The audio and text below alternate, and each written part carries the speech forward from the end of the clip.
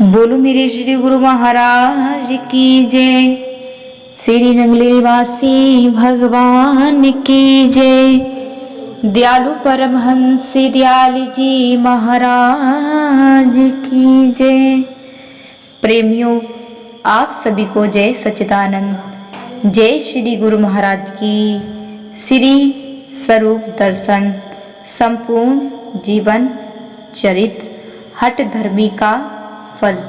इन प्रेमियों की प्रार्थना को सुनकर श्री महाराज जी ने कहा कि अभी कुछ दिन ठहर कर हम चलेंगे। 2-4 दिन सही व्यतीत होने पर इन्होंने फिर प्रार्थना की। श्री महाराज जी बोले, आजकल हमारा वहाँ जाना ठीक नहीं है। श्री महाराज जी की वाक्य सुनकर ये प्रेमी प्रेम विहाल होकर और बेसुध होकर आंसू की धार बहाने लगते हैं। अंत में ये विवश होकर श्री महाराज जी को इनकी विनती स्वीकार करनी पड़ती है। एक दिन तल से चलकर इन प्रेमियों के साथ कोहाट रेलवे स्टेशन पर आप उतरे। वहां से मोटर पर सवार होकर बिन्नू की ओर आप जाने चाहते हैं। श्री महाराज जी ने फिर ये शब्द कहे, देखो भाई, हम आपके प्रेम वंश वहां जा तो रहे हैं, पर इसका परिणाम आप अच्छी तरह से जानते होंगे। अभी हमारा वहां जाना ठीक नहीं है। इन दोनों प्रेमियों ने प्रार्थना की, जैसी श्री महाराज जी की आज्ञा होगी। यह सुनकर श्री महाराज जी हंसकर बोले, मुख से तो आपने तो ये शब्द कह दिए कि जैसी हमारी इच्छा होगी, यानी कि मौज होगी, परंतु जब हमने अपनी मौज दिखाई तो आप लगे जाने का कार्यक्रम स्थगित कर दिया, तो फिर आप रोगे और पछताओगे। भला इसमें क्या रखा है? सच्चे दिल से आप हमारी सेवा में खुश रहो, इसी में भलाई है। उन्होंने विनती की, हम अपनी मौज में प्रसन्न हैं और आपकी मौज में भी प्रसन्न हैं। इस पर श्री महाराज जी जब बस से उतरकर स्टेशन की ओर चल दिए, इधर ये दोनों भक्त भावावेश में आकर रोने लगे। श्री महाराज जी को जब यह समाचार मिला कि लक्की वाले प्रेमी बहुत विभोर से रो रहे हैं, तो प्रेमी के वशीभूत होकर आप बोले, आपको तो पता था कि ये लोग हमारा वियोग सहन नहीं कर सकेंगे। इनका सच्चा प्रेम तो सच्चा प्रेम है, परंतु प्रेम में इसका और इनका समय, इनको आज्ञा का भी ध्यान नहीं। तब श्री महाराज जी ने इनको लक्की जाने का कार्यक्रम फिर बना लिया।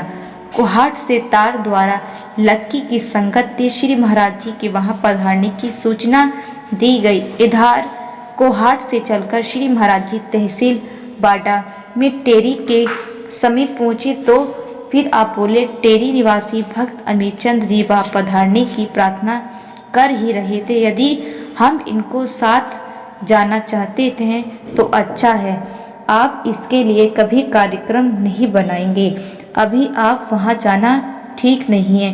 पूर्ण सतगुरु तो भविष्य दृष्टि होते हैं। इनके लिए तीनों काल, भूत, वर्तमान और भविष्य खुली पुस्तक के समान होते हैं।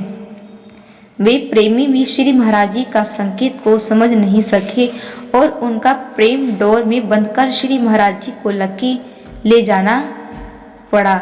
जब लक्की स्टेशन पर आए तो कोई भी प्रेमी श्री महाराज जी के स्वागत के लिए स्टेशन पर नहीं आए थे और नहीं कोई पहुंचा था, और ना ही वह तार जो कोहाट से भेजी थी वह पहुंचा था। ये दोनों भक्त चकित रह गए। वे मन ही मन बहुत लज्जित हुए और श्री महाराज जी को स्टेशन के विश्राम कक्ष में विराजमान करके नगर में गए। वहां जाकर पता चला कि वह तार भी न पहुंच पाया था। बिरादरी के सभी लोग भक्त हेमराज जी के चाचा जी के लड़के के स्वर्गवास को हो जाने के कारण शोक सभा में एकत्रित थे। यह समाचार पाकर इनकी जो मनोदशा हुई थी, मानो जैसे बादल फट गए हो। इनको शब्द में वर्णन करना कठिन है। सारी खुशी समाप्त हो गई। तब इन्होंने स्टेशन पर लौटकर श्री महाराज जी को समाचार सुनाया और दंडवत प्रणाम करके प्रार्थना कि गुरुदेव, आप सत्य कहते हैं कि आजकल यहाँ आना ठीक ही नहीं था, परंतु हम आपकी अज्ञानतावश आपकी अगाध गति को समझ नहीं सके, जान नहीं सके।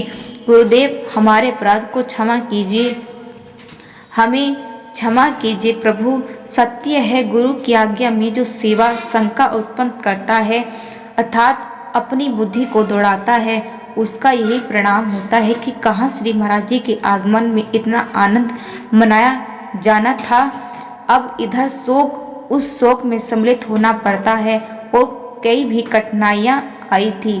इस प्रकार उन्होंने करुणा प्रार्थना को स्वीकार। श्री महाराज जी हर युग वचन में भी भेद होता है, परंतु हम क्या करते हैं, इनके प्रेम में हम इतना विवश कर दिया था कि अब जैसा अवसर मिलता है उसे संभालो और भविष्य में इस बात का ध्यान रखो कि हमारी मौज में दखल नहीं देना।